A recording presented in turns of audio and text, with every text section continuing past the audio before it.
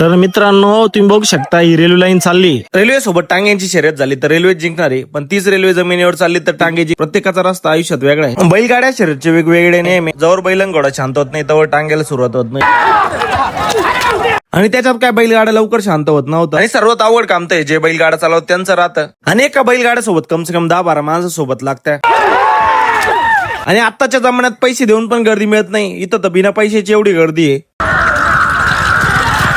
आणि इकडे लहान पोरं नाही, बाबा खूप छत्र दिसतंय. त्यांना माहिती टांगा कधी आपल्या अंगावर येईल ते सांगू शकत नाही. आणि आलो तेव्हा काही गर्दी नव्हती, आता तर खतरनाक गर्दी होऊन गेली. आणि या बाबांना त्यांना टांग्याचा चांगलाच अंदाज दिसतोय म्हणून एवढे लांब बसलेले. आणि इकडे भाऊ आले तसा आपल्या सोबतच होता. आणि या सगळ्यामध्ये आपण पण थोडी रिक्स घेऊन टाकली. म्हटलं चला सेंटरला बैलगाड्याचा व्हिडिओ काढू. आणि त्याच्यात व्हिडिओ काढायला उभं राहिलो होतो. बैलगाडा काय लवकर सुटाना. आणि इथं ना प्रत्येक व्यक्ती प्रत्येक क्षणाचा आनंद घेत राहतो. आणि आत्ताच्या जमान्यामध्ये जिकडे पैसा तिकडेच लोक पळतात, पण इकडे विदाऊट पैशाचे पळतात. आणि बैलगाडा मालक चांगली लांबून आलेले दिसत होते. आणि तुम्ही इथं आले, तुम्हाला तुमचा टाइम कसा जाईल कळणार सुद्धा नाही.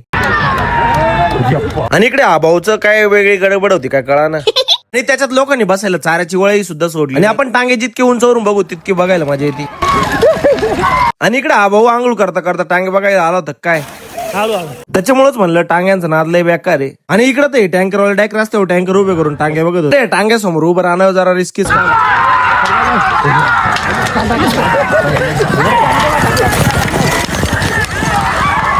त्याच्यात काय गर्दी कमी व्हायचं नाव घ्यायना, गर्दी तर अजून वाढू राहिली. आणि आपण फक्त बैलगाड्या शर्यत बघू शकतो, याचे नियम समजून घेणं खूप अवघड आहे. म्हणून म्हटलं जवळ जर उभं राहिलं तर कधी रिस्की काम होऊ शकतं. आणि कोण कोण हे टांगे बघायला आलं होतं